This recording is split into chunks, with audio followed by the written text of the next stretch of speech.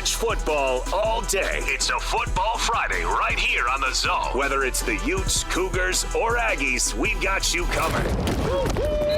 This is a Football Friday edition of Hans Olsen and Scotty G, presented by Mountain Land Supply on 97.5, the KSL Sports Zone.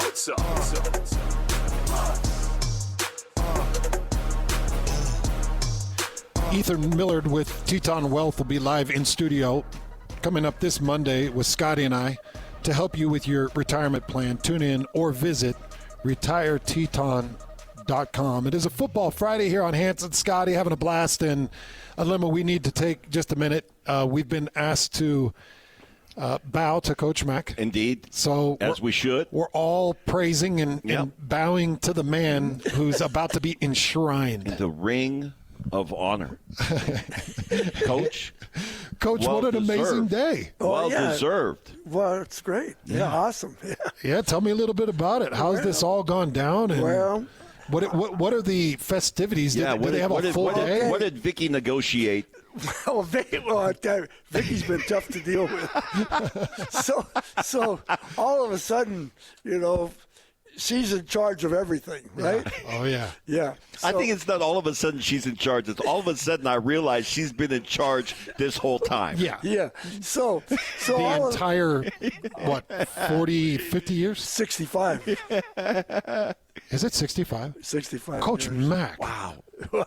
Yeah. That is more impressive than your coaching career. I would agree. Well, I tell you what, she wakes up in the morning and she says, "What about my tickets?" I said, okay. And then, what about my cousin? How about the cousin's tickets? How about this guy's tickets? That guy's tickets? And then she said, "What about this?" And then Jeff Rudy says to me, "I'll handle Vicky." I said, "Good luck." Will you also handle the 50 ticket request? That's what I want to know, Jeff. Well, I talked to Jeff this morning. He said, "Whatever you want, you got." Yes, so, as it should be. So yeah, it's your day. Yeah, it's your day. Yeah, but it's so. What is so important about this day is it's about the players, it's about the support staff. It's about the trainers. It's about the weight room people. It's about all those people that help build this thing. And it's about what Kyle's doing right now. So it's pretty amazing when I look back at the whole thing.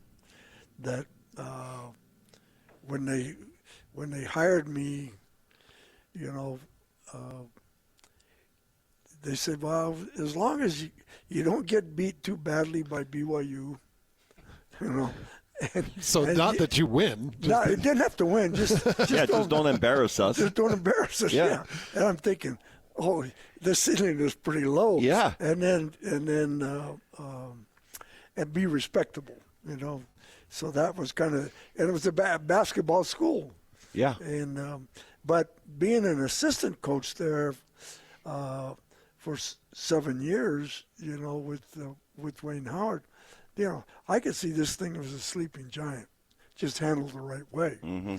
And you don't worry about minuses; you just worry about the pluses, and you kind of go by the minuses, So there had to be a building process, and I had in my mind when I was an assistant coach there that. Okay, here's the things you need to do, which we'd done before, at other schools. And so the first thing you had to do was get your locker room right. The first thing to do is it's about players. So what we did is we had to have a system. Okay, how do you handle your return missionaries? Yeah, that was big. So, yeah. That was huge at the time. Yeah. So we needed to have a system that was better than BYU's at handling the return missionaries. Yeah. So what we did is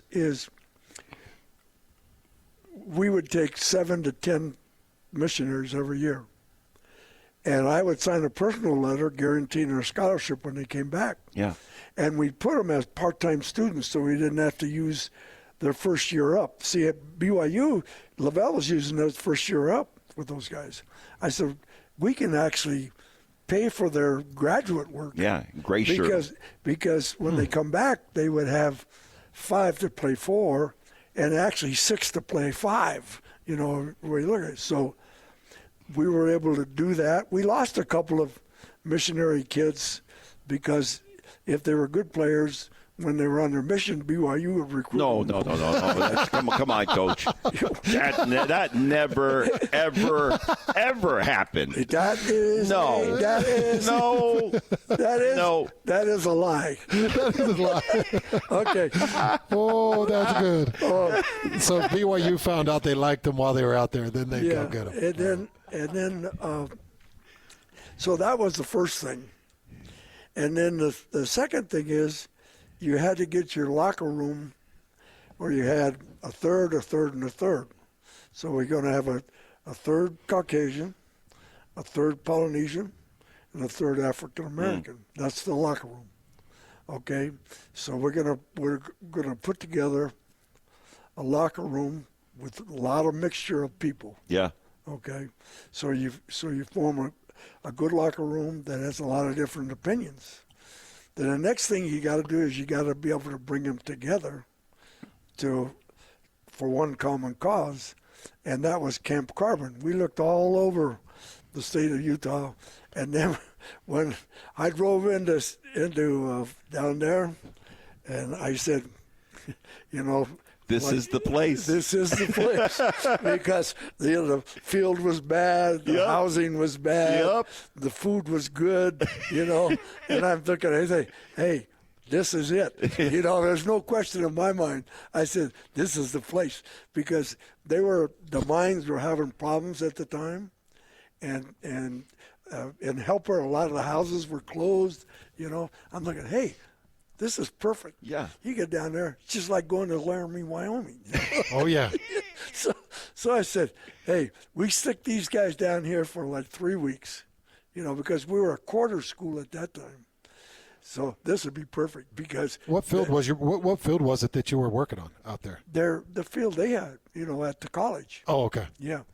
Terrible field, by the way. Was it bad? Oh, yeah. Oh, yeah. Yeah. Yeah. It was rough. Yeah. Farmers field. When Coach came in 96, I started at Channel 5, and we were down there covering Coach Mack. And I knew Coach Mack from his reputation long before he got here. But that you go down there, and it's like I had high school football camps that were at better venues than that. Yeah. So You like that, though. You like that. But it was perfect. it was perfect because the coaches didn't like it. I loved it. You know, the players didn't like it. But I loved it, and you know everybody, and when the players when guys wanted to leave, they said, "I don't want to be here." I said, "Okay." I said the bus stop is down here about a mile away. You can go down and catch a bus, and that bus will take you back to Salt Lake. How do I get down there? I said, you can walk your ass down there. For all I care. So there was, well, where am I? So most of them, especially the guys from California and Hawaii, they had no idea where they were, right? Yeah. And I said, well, you're best to stay here because it's safer. There's a lot of problems. That mile walk down there to catch that bus, and a lot of weird people down there. And there's no water between here and there. Yeah. And maybe some wild animals. Dehydrate. Yeah. And by the way, You made it miserable for them. I did. But you're forced to figure it out. Yeah. Right? Oh, yeah. That's the environment that you're creating. Yeah. Well, at least everybody could hate one thing together. And Yeah. that was you. Yeah. Oh yeah. And believe me, and every day wasn't perfect. We had fights. We had this. We had that. We had wives come down. The kicker's wife came down and wanted to take him home. Right. I said, "What are you doing here?" "I'm taking him home. This is not good for him." I got to tell you, just because it reminds you telling guys, where are you going to go? Remind me of a funny story with Ken Schmidt. Yeah. We were playing at Hawaii, so we're on the Rock. Yes. And we're doing a walkthrough. And Darren Yancey, I'll just say it because, Darren was Darren. Darren got in a fight with another player. Yeah. And during the walkthrough. During the walkthrough? Yeah, like grabbing shirts and tearing shirts and throwing fists. And And Darren throws his hands up. He's like, I'm done with this beep. I'm out of here. And he starts walking. And Ken Schmidt goes, hell, man, where the hell you going to go? You're on a rock. That's right. He goes, go and pay for your own flight. And you see Darren turn around like, oh, that's right. Never mind. I guess I'll stay. Yeah, you got nowhere to go, bro. I'm sorry. I'll come back. So you had him, Coach. Yeah, I had him. You had him barreled up. He said you either come out of here tough or you don't come out of here at all. I love that. But it was really good, for making these guys' minds right and developing toughness. And then obviously you had to put together your recruiting base, and then you had to hire a bunch of assistants that were loyal to your cause. Mm-hmm. So. We had, then that first group, was. I still look back at Steve Kaufusi as being such a critical hire at that time. Well, yeah, Steve was a critical hire because it was so important that we established our presence in Hawaii. Yep. And Steve spoke Tongan Yep. as well as English. Yep. And he had a good presence, and he was great in the homes, and he was I look back at we've had since Steve. Yep. We've had seven Kaufusis go through the system, and there's the Doug's kids now playing there. Steve and Rich came through BYU, right, out of Dixie, right, and then everybody else,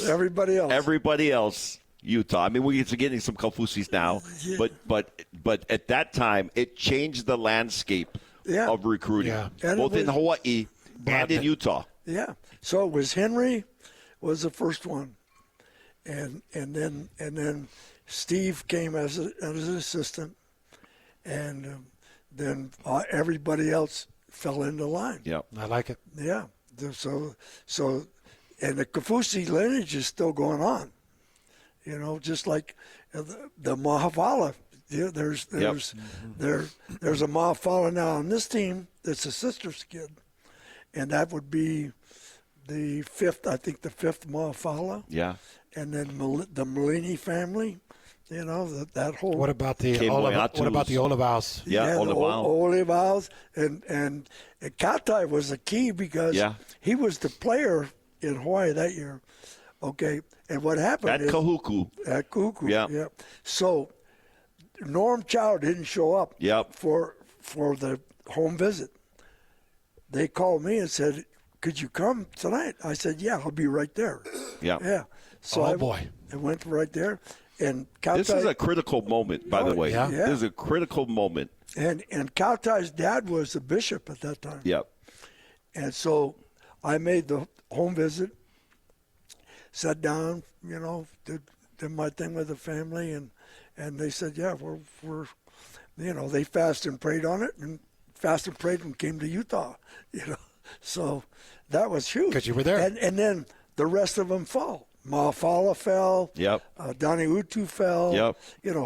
That recruiting class, out of the 10 to 12 best players in the islands, we got 10 of them. Yeah, that's incredible. Big turning spot. Yeah. Not just Oahu, but the kids off of Maui. Yeah. I mean, it was huge. Yeah. So that was big, and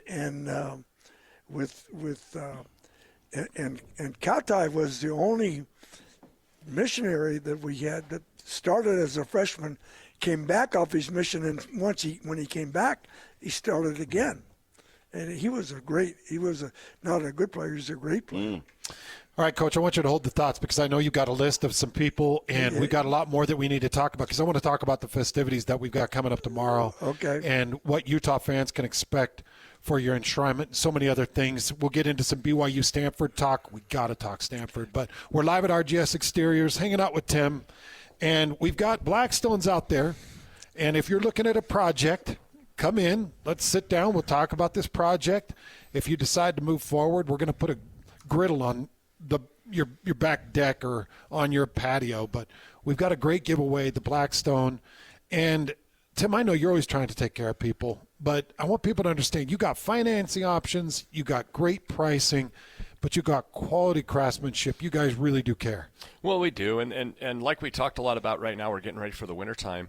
And so there's such a focus on the gutters. You know, we got gutters, we got gutter covers, so you don't ever have to clean your gutters again, and the heat cable or heat tape so that you can take care of your ice. So really that's kind of the focus this time of year, and the phone's kind of ringing off the hook right now because of that. And like we talked a little about in the first segment, but just to kind of reiterate, don't wait till you can afford and pay cash for it, because by the time you do that, it's going to go up in price. Finance it. And on something like that, like we have 6 and 12 months same as cash, where you literally can get the job done today and not pay a cent or a penny until then. So, you know, that gives you 12 months to save it up, and then you can pay it all at once. You can make monthly payments. You can do whatever you want. But we have a lot of options, and our recommendation is just get it done today and don't even think about it. If you hate the exterior, you're sick of the stucco, we can get that stucco off. We can put the James Hardy on. You can really just reimagine your entire front part of your house with stone wraps. You could throw on some columns. You throw in some board and batten. Maybe you go with the shakes. I love the shakes look. Is that in or is that out right now? No, I think it's in. I think the only reason why people don't do a ton of it is shake is a little bit more expensive than your standard lap. So what we always recommend is do it an accent. Yeah. Right? So maybe not the whole wall. Put it up in a peak. But exactly. That's exactly what, and that's exactly what I just said on my home, on the garage that I just built. That's exactly what I did. You just do some accents.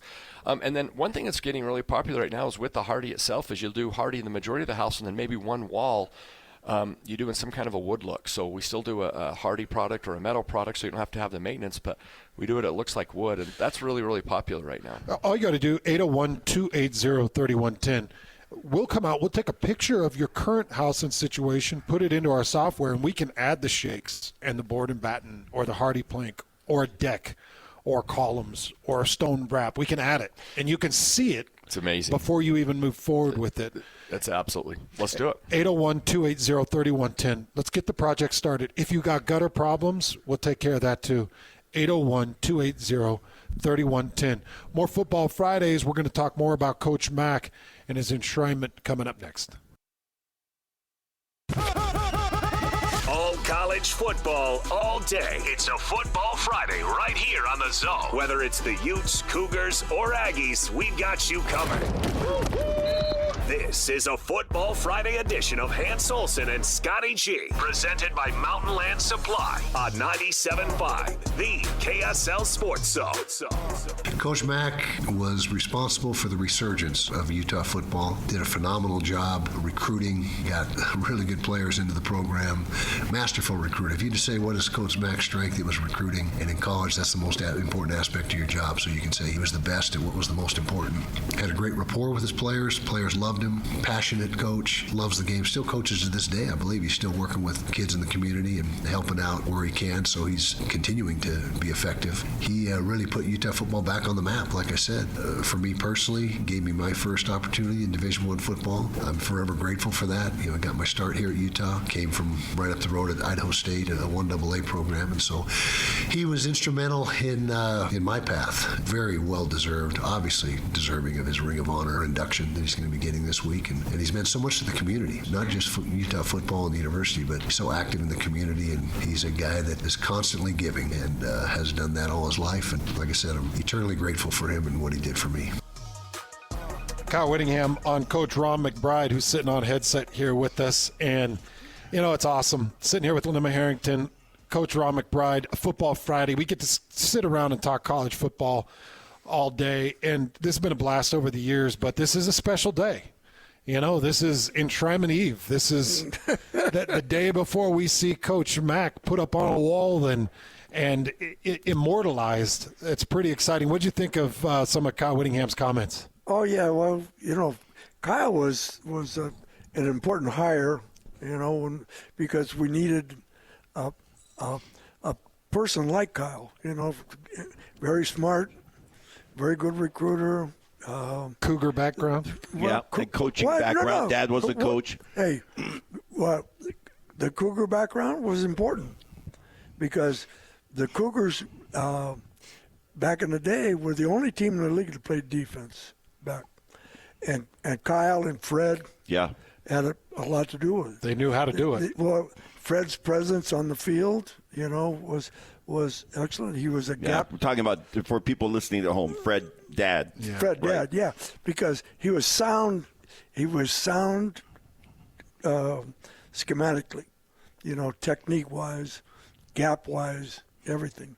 And then Kyle was smart, and efficient and grounded, So what you had is Dad was a little hard to handle at times because it's Fred being Fred, but It's Big Fred. Yeah, but you knew what you were going to get when you hired him, But at the time we hired Fred, it's exactly what we needed, And then Kyle was perfect because he was kind of an in between guy, He was a lot like Fred, but he was more grounded than Fred. So his presence was really good because he was, Do you remember the year you hired him? What was let's see, we had Greg McMackin first as a defensive coordinator, and then when he left, we hired Fred, and then we hired Kyle, okay? But, and so those were really, at the time, those were the people that we needed, and then we brought Alex Gerke in, give us toughness in the offensive line. Dondo was already there. Sean McNabb was kind of the smart guy of the group because he knew what was going on all the time, and Fred Graves, the receiver coach, he was hard on those guys, but he was great. And those guys between and Jugie had been with me for over 60 years. Who? Jugie Wayne Hogue, the corner coach. And then Gary Anderson played for me, coached for me. Very, very important guy, great coach, So all those guys, Jugie, Kyle, Fred, that whole group, those guys were just were awesome, and then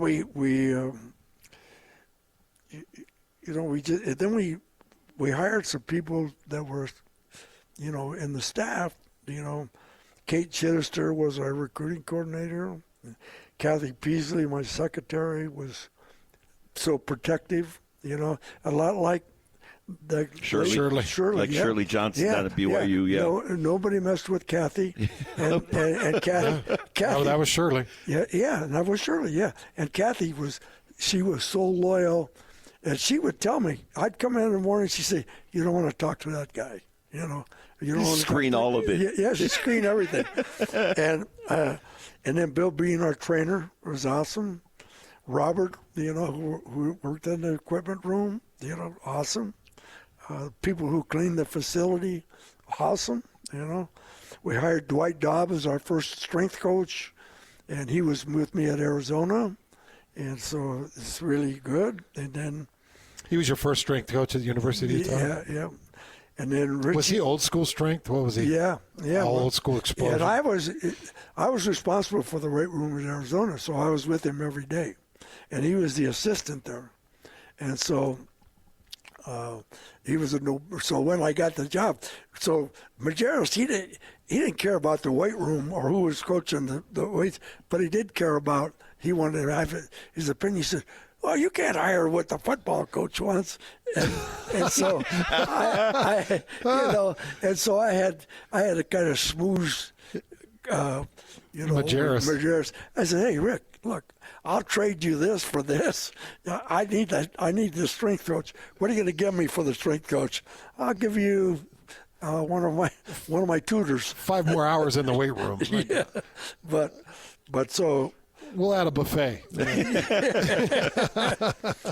And then, Richie Smith built the Smith Fieldhouse, and that was huge. And,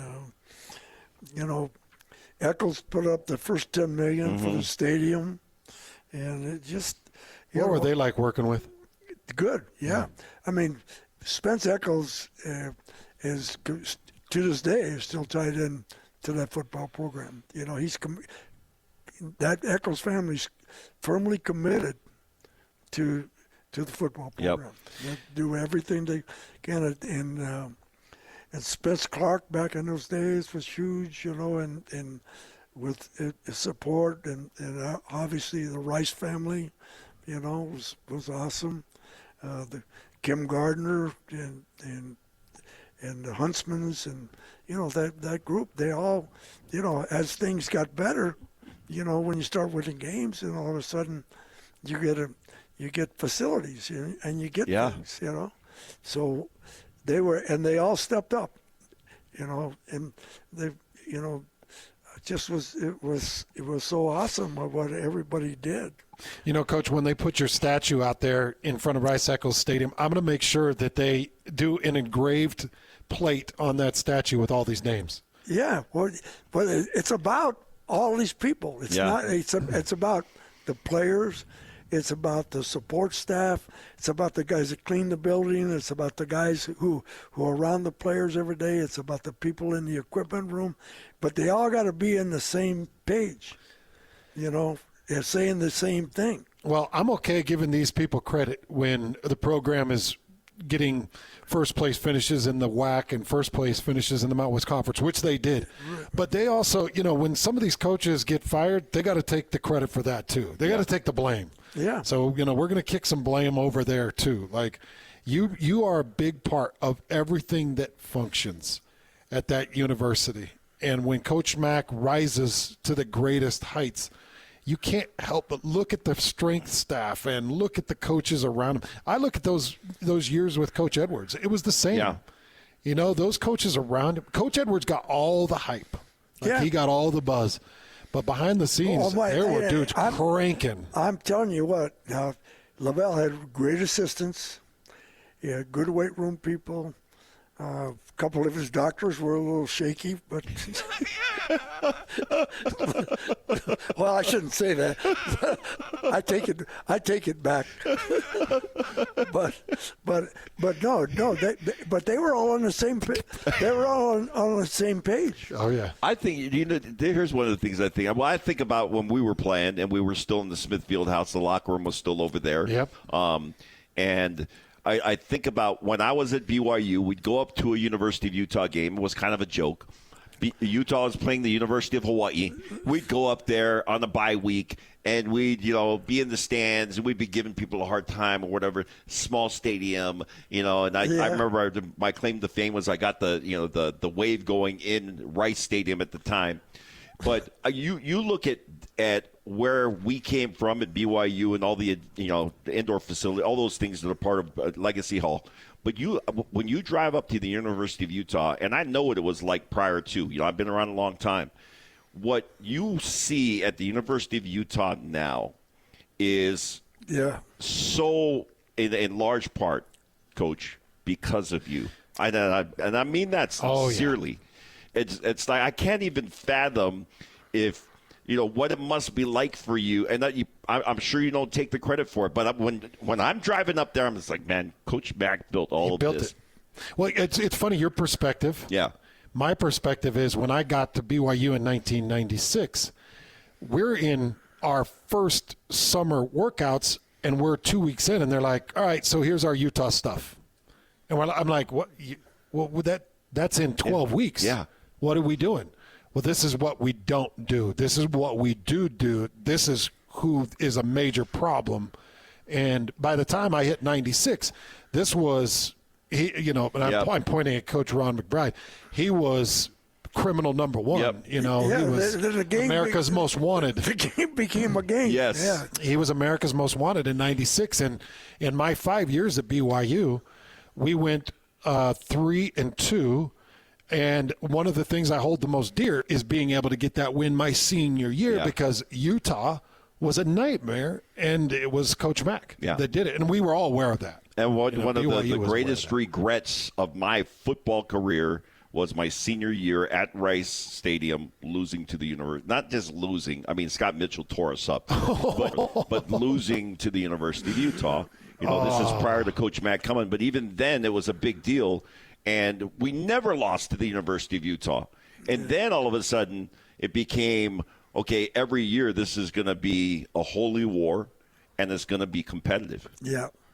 Well, that was the idea, because BYU is the flagship of the conference, and we were the stepchild of the conference, and that's the way they looked at Utah. They looked at Utah as kind of hey, that's a win. You know how you look at your calendar and say who are you going to win and who are you going to lose to. Okay, so they just mark us off as a win, but that had to change, and you had to do it systematically, and you look at where it is today, it's a family affair, because you got Kyle is the leader. Oh yeah. Scally is the leader. Luther and Lewis, These are all your guys. Yeah. They developed the front line, and Colton Swan, who is my coordinator at Weber, is the linebacker coach, and Sharif is the corner coach, and He was your guy. he is my guy. Cyrus Satafanga, who's the academic guy, and always they can't lie to Cyrus because he's been through all of it. yeah. So Cyrus, I said, Cyrus, you know all the lies they're going to tell you about. He said, yeah, I know. I went through it when I played. Yeah. And then Jim Harding, has been a really awesome there, great recruiter. Chucky now is the running back coach, and Chucky's the personality Chucky. guy. Marky Atawaya, yeah. Marky, I call him Chucky. Yeah. Chucky. Hey, Chucky. Does he know that you're calling his name, or is he? Yeah, I don't ever think I knew his first name. I just call him Chucky.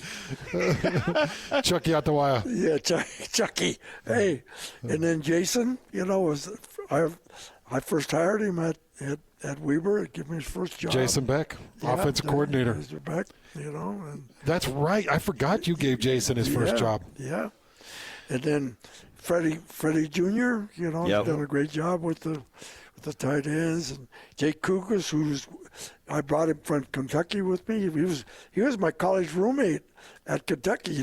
Vicky and I lived downstairs, and he lived upstairs. Yeah, Jeez. and then the Condi boys, and it's a family affair. What a night. Tomorrow night is going to be. It's a family affair. Oh, yeah. It's got to be a major point of pride for you, Coach. To look at this coaching staff and to look at the family environment, University of Utah. And it all ties back to It's you. incredible, because all these families, the Bartons, the Kafusis, the Molinis, the Joneses, the Mahafalas, the Kiamatus, the Mokafisis, all these people, family, family. Yeah. And then you look at the even up in the administration now, the AD was a GA for us at Arizona when I was there.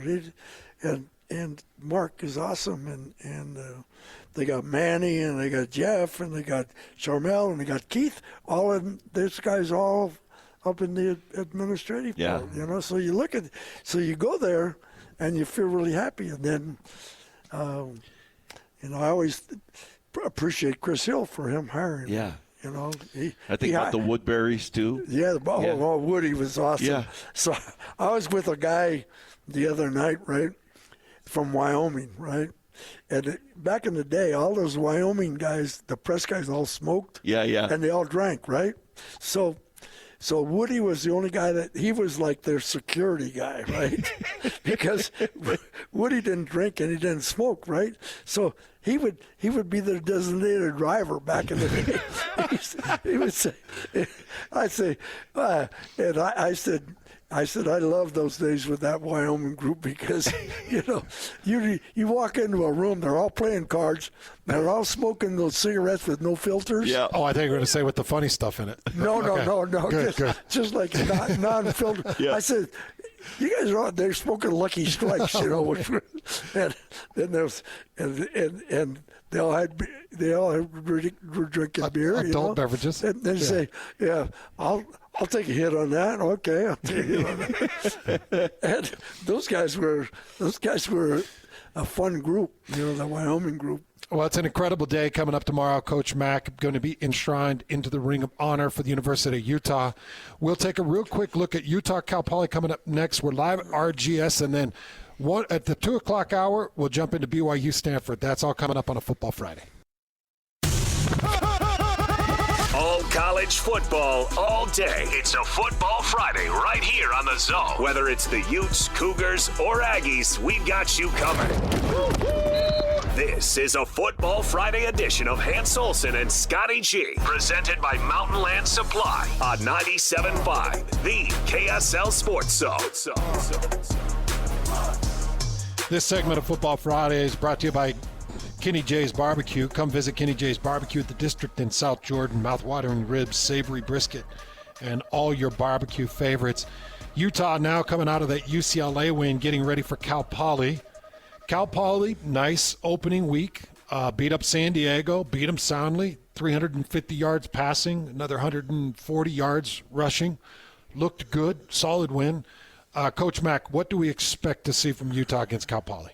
Well, as long as Utah plays their game, which I think they will, they should dominate this game because we'll be physically better, playing at home, tough offense to defend. We're not going to give up 300 yards on the ground. They'd be lucky to get 100. Yeah.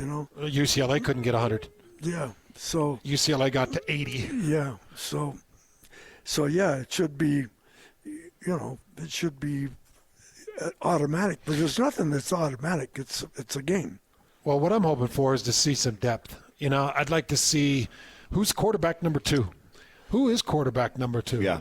Well, Isaac's listed as number 2, and I think he earned the number 2 job in the last summer and last spring and this fall. Because Bert Ficklin was on the field a little bit against UCLA. Yeah. Well, I think they wanted to look at him, especially because they hadn't had a chance. They've had plenty of chance to see Isaac. Yeah, so they know what Isaac's all about. Yeah, and they wanted to see really what this kid would look like because, it's you got to look and see down the line like during practice, a lot of times you didn't see the number 1 guys taking reps. It was a lot of the backups were taking, the Mahafala kid, the Kafusi kid. Those kids were taking all the reps in practice, and not so much the starters. Not Fotu and not the other guy and the 2 inside guys. It was the younger guys that they were trying to develop. They were taking I was at one practice, and I bet the Mahafala kid, of the total reps the defense took, I bet he had 75%. Yeah. And Kafusi had the other, 57%, and then the starters took a few. And especially the way practices are now, there's almost no live action in fall camp. Oh yeah, well, there's no hitting, right? Because everybody's trying to, you can't afford to have injuries, and you've got to make sure that you percentage-wise, keep the percentages down to where the number of reps you take in practice, so you save it for the games or whatever. We're going to get Coach Mack and Alima Harrington's thoughts on Bear Bachmeier, his opening game against Portland State, and then BYU Stanford next.